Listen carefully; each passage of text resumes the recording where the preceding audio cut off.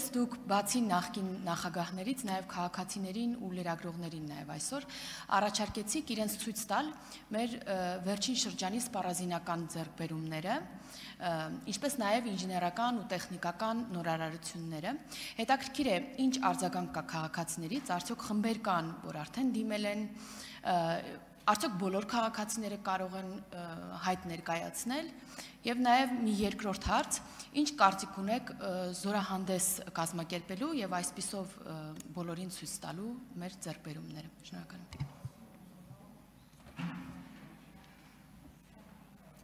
Հարցին կպատասխանի Հայաստանի Հանրապետության վարչապետ Նիկոլ Փաշինյանը։ Շնորհակալ եմ Տիկին Հակոբյան հարցի համար։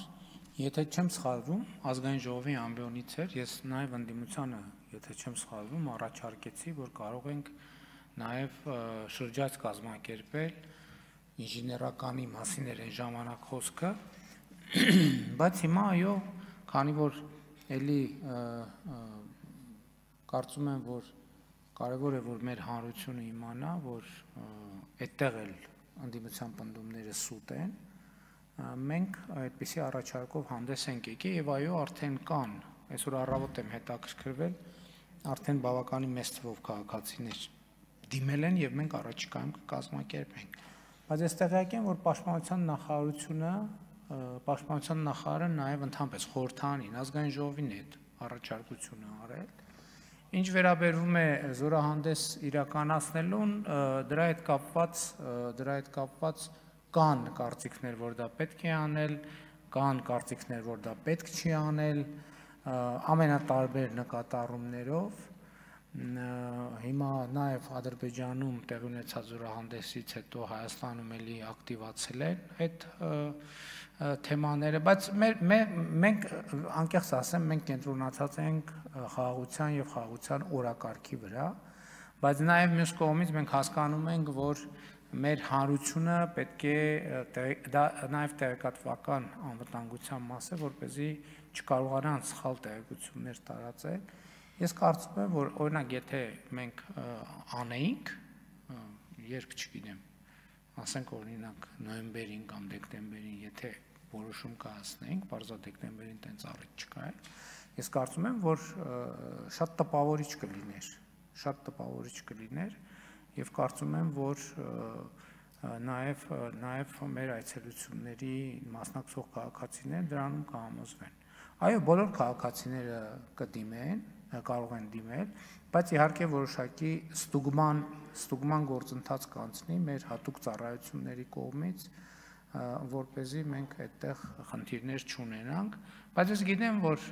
ես զգում եմ, որ այդ նման թեմա սկսում է արծարծվել, որ իսկ եթե կա ինչու եք տանում առանձին ցույց տալիս, գուցե ուղղակի հրապարակային ցույց տակ այդ ամեն ինչը,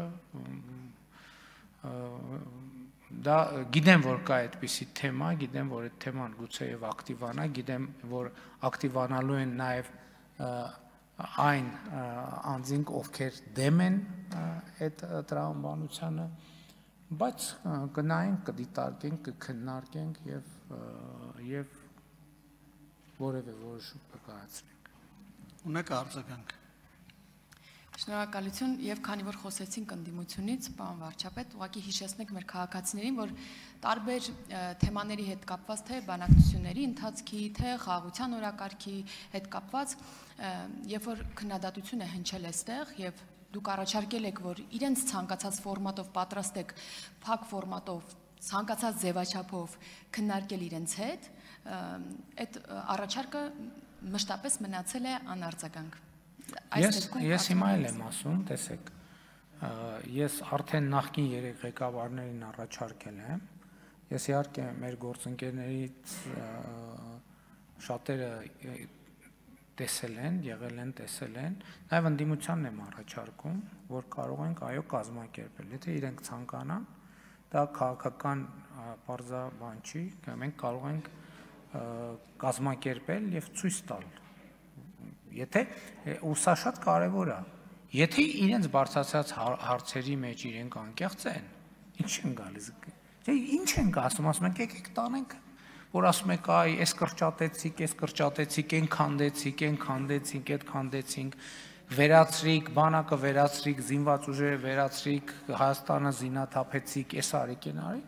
ասում ենք, լսեք, թեման նուրբ է, մենք չենք կարող հիմա բերել սենց բաներով ցույց տալ։ Եկեք կազմակերպենք, գնացեք, տեսեք։ Եթե դա իրանց իրոք հետաքրքրում է, այդ մտահոգումը, իրանք պետք է րոպե առաջ այդ հնարավորությունից օգտվեն, ու այդ հնարավորությունից չեն օգտվում, դա նշանակում է իրանք ուղղակի հիբրիդի մեջ են, ուրիշ բան չեն անում։